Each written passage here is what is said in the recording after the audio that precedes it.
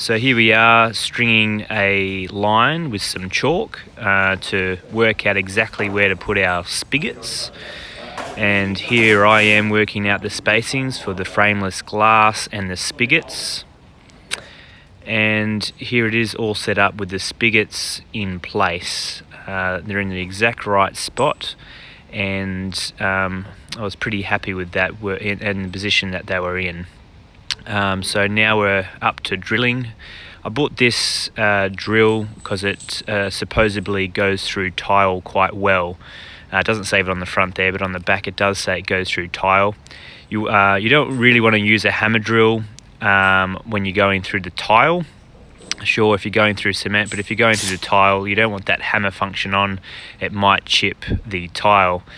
I'm just marking the holes here with a pencil where the spigots are in place, and then we're going to start drilling into the tile. So here I am drilling into the tile just with the drill.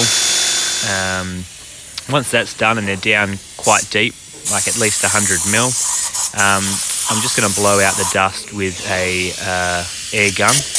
Now, it does say that you need to blow it out with an air gun, and also to use a little scrubbing tool, a little brush tool that they give you, that Ramset gives you when you purchase some chemset. As you can see, when you're actually doing that, you see quite a fair bit of dust coming out. So it obviously really is important. You can actually see the chunks coming out there out of those couple of holes.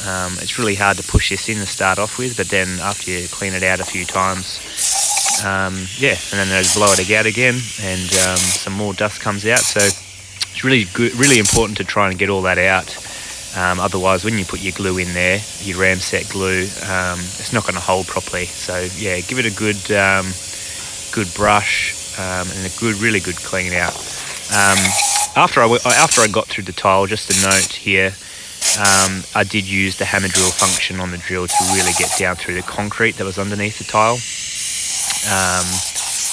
Which was really important. Otherwise, you'll be there for ages. So you just want to get through the tile first with a normal drill, and then you want to swap over to a masonry bit on hammer function mode to get through the concrete that is underneath the tile.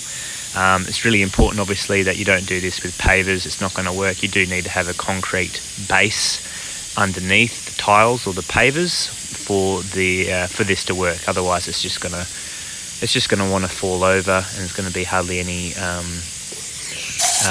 to hold it there. So I'm just blowing out again, just showing you again what to do here. It's really quite important, this part.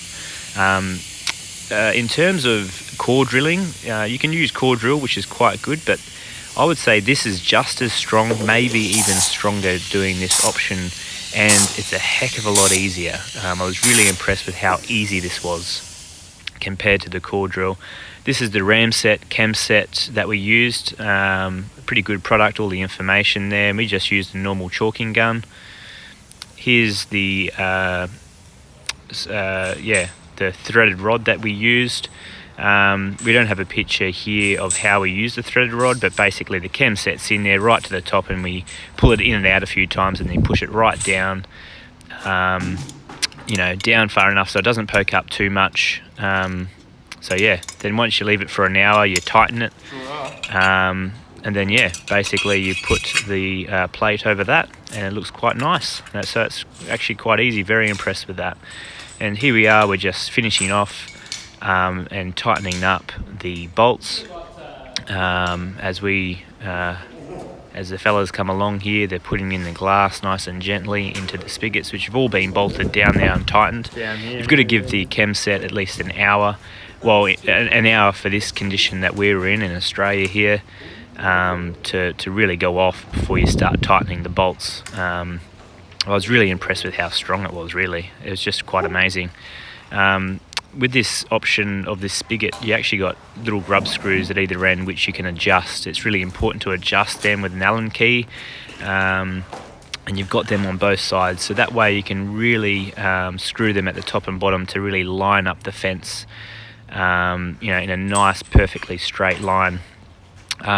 It's also important as well, you get some little rubbers to put underneath the spigots if you need to adjust the heights. But there you have it. We've got a finished job, and quite easy and beautiful.